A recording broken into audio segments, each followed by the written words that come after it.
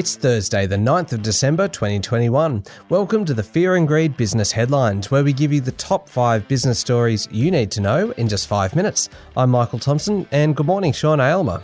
Morning, Michael. All right, 5 stories, 5 minutes. Let's get into it. Story number 1, Sean.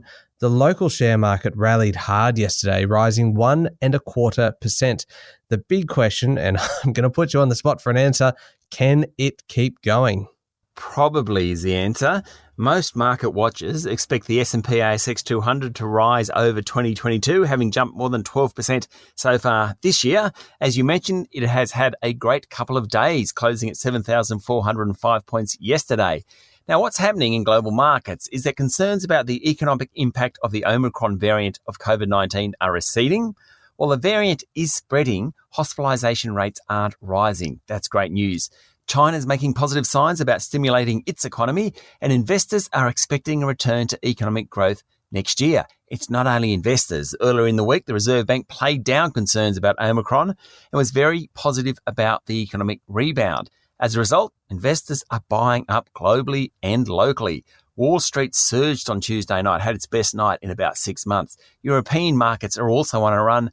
Asian markets have done really well. All in all, investors are feeling more comfortable about the economic outlook. While equity valuations remain high, very low bond yields means investing in fixed income isn't particularly attractive. Yesterday was a great day. All 13 sub-indices of the S&P/ASX 200 rose. Telcos, technology and materials companies did particularly well. The local bourse is still below its peak of August this year, and most market watchers think there will be a few bumps and bruises ahead, but they also expect the market to go up over the next 12 months. Okay, story number 2 today, Sean. Mortgage rates are starting to rise. What's happening? Well, Westpac became the latest lender to lift fixed-rate mortgages yesterday. The bank now has lifted its fixed-rate loans 4 times in the past 2 months. It's not alone. Plenty of other lenders are doing the same thing. But rather than just think about it in terms of mortgage holders, think about it in terms of shareholders and also pensioners who rely on bank deposits for income. Now, fixed rates are priced off market interest rates, and they're rising because investors are worried about inflation. The cost of funding for banks has also increased. The banks lifting their rates will help shareholder returns. So that's some good news there. Of course, not so good for people with loans such as mortgages. Okay, story number 3, Sean. Moderna's vaccine, which is the unfortunately named Spikevax, is back in the news. What's the latest? Well, the Spikevax vaccine has been given the go-ahead by the Therapeutic Goods Administration to be used as a booster jab for people aged 18 years and over. That's great news. Now, Victoria yesterday reported its first cases of the Omicron strain. Overall, there were 1,312 new cases of COVID-19 in the state yesterday.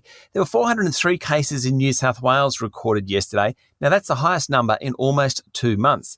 The 14-day trend for the state is upwards, and the state's Chief Health Officer, Kerry Chant, said pubs, clubs and end-of-year parties are driving the rise. Fortunately, the trend rate for hospitalisations, though, is down, and that's really good news. Yeah, certainly is good news. Okay, story number 4, Sean. Last year, the total fertility rate fell to a record low. Why? Well, it was 1.58 babies per woman. Now, COVID-19 was the main reason, according to the Australian Bureau of Statistics. Interestingly, the total fertility rate has fallen for the past 30 years.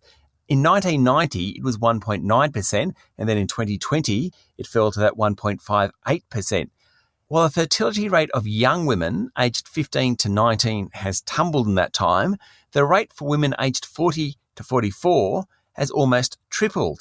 With fewer migrants and fewer babies, this could be a big economic problem for Australia over the next decade or two as there's fewer people in the economy. Okay, last story this morning, story number 5, Sean. Big news for Instagram users.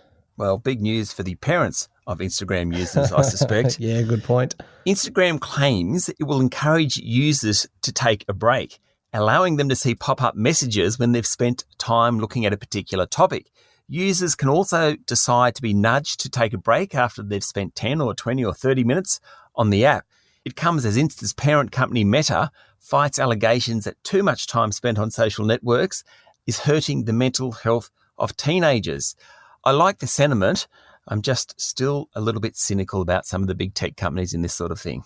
Yeah, might need to go a little bit further than just a pop-up warning people, I reckon. I think so. Anyway, that's it. The top 5 business stories in 5 minutes. Thank you, Sean. Thank you, Michael. It's Thursday, the 9th of December, 2021. Remember to hit follow on the podcast. And if you'd like a little bit more, you can find our longer podcast called Fear and Greed on your podcast platform. I'm Michael Thompson, and that was the Fear and Greed Business Headlines. Have a great day.